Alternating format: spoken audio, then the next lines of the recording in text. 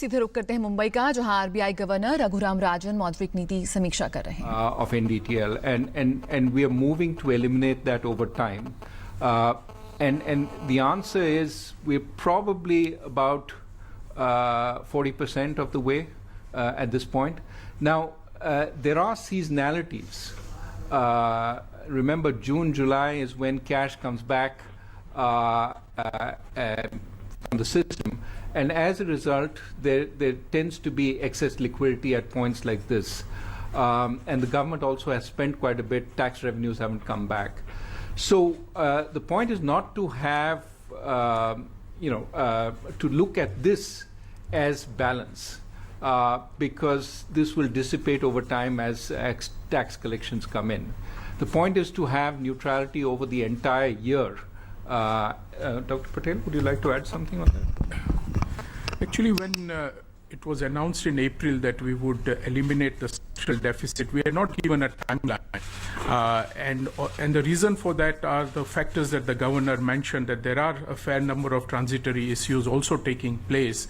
And in the back of our mind, it was a 1 to 2 year program. And I think we need that flexibility for the variety of reasons that you mentioned. And also for the fact that we have to make it congruent with the stance of monetary policy. It's not an unconstrained decision that was taken, but the path is well set that we want to eliminate that deficit, and we will calibrate it in the least disruptive and most beneficial manner. Second question you had was on NPAs, and I'll ask Mr. Mundra to add anything on this. Broadly speaking, we are comfortable with the recognition process that banks have certainly taken a lot of steps. Some banks, as I've said publicly before, have taken more steps than we required them to take.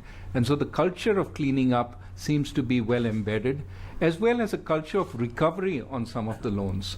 What remains is for some of these large stressed projects to figure out a way to restructure them in a way that makes sense for the longer term health of the system and the health of the project. Now, there are a number of schemes, RBI schemes, that are available, the latest being the S4A.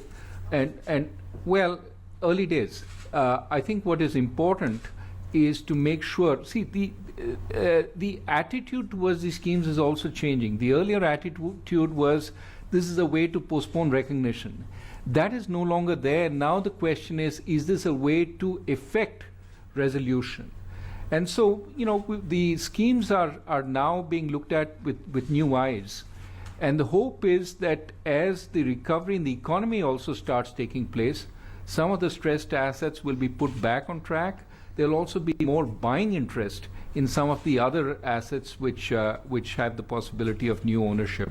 So at this point, I think banks have enough tools. The real issue is to use them. And I think we're working with them to make sure that any... Is the line disconnected? At least let's put the volume down. Any impediments are rectified. But again and again, we emphasize we don't want to go back to the old days of forbearance. So they have to use this in an effective way. And the schemes have been structured such that there is no implication of forbearance. Mundra Saab, would you like to add something?